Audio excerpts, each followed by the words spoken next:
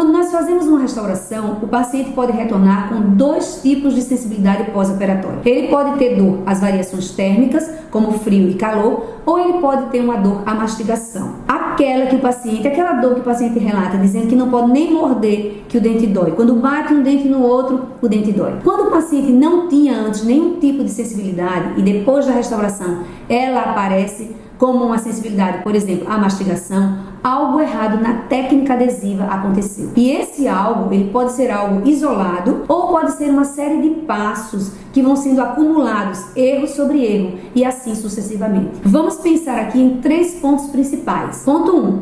Sistema adesivo. Quando nós empregamos o sistema adesivo convencional, nós poderemos incorrer em vários erros. Desde o tempo de condicionamento ácido da dentina, que hoje nós já sabemos que deve ser o mínimo possível, nunca mais do que 10 segundos, a maneira de lavar e remover o excesso de umidade. Atenção, nada de secar a cavidade com jato de ar. E seco como? Seco quanto? Seque com cânula de endodontia, bolinha de algodão ou papel absorvente. Quanto eu vou secar? Isso depende do material que você está empregando. Tem que conhecer o seu sistema adesivo. Adesivos que contenham água na sua composição, você tem que remover mais umidade.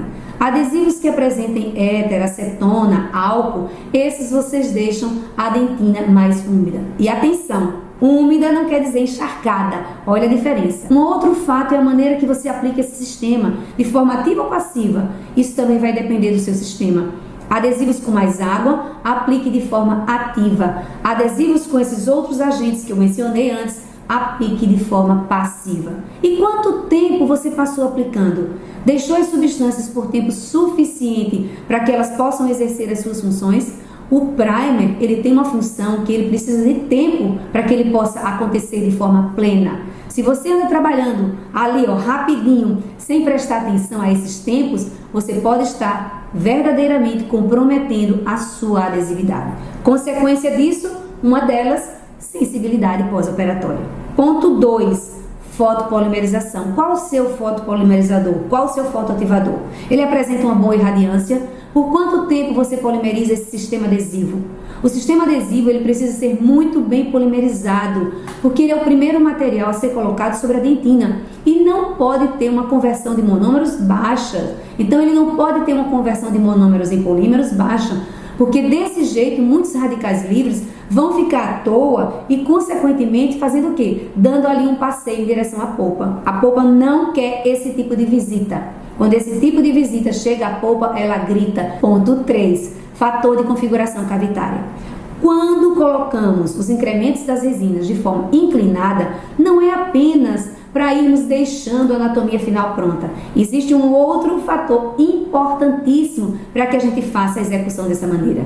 Nós fazemos isso para minimizar o fator C, ou fator de configuração cavitária, que quando ele é elevado, ele traz como consequência o aparecimento de estresse. Esse estresse ele é gerado na interface dente-restauração.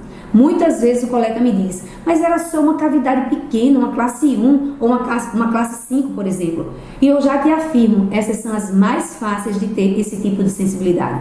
Se você anda fazendo sua técnica incremental, colocando essas camadas de forma horizontal, você está criando um fator de configuração cavitária muito alto. E, consequentemente, o estresse gerado na interface dente-restauração ele gera o que? Esse estresse e a polpa responde como com dor. E como eu vou minimizar? Fazendo incrementos de forma inclinada. Esses são os 3 pontos a serem considerados se a dor for a mastigação. Você pode estar se perguntando, só existem esses pontos? Não, existem outros pontos, como por exemplo a primeira camada da resina. Essa primeira camada de resina, o que é que eu vou colocar? Uso geralmente um material com módulo de elasticidade semelhante ao módulo da dentina. Para quê? Para que eles possam se movimentar de forma semelhante e assim minimizar esse estresse.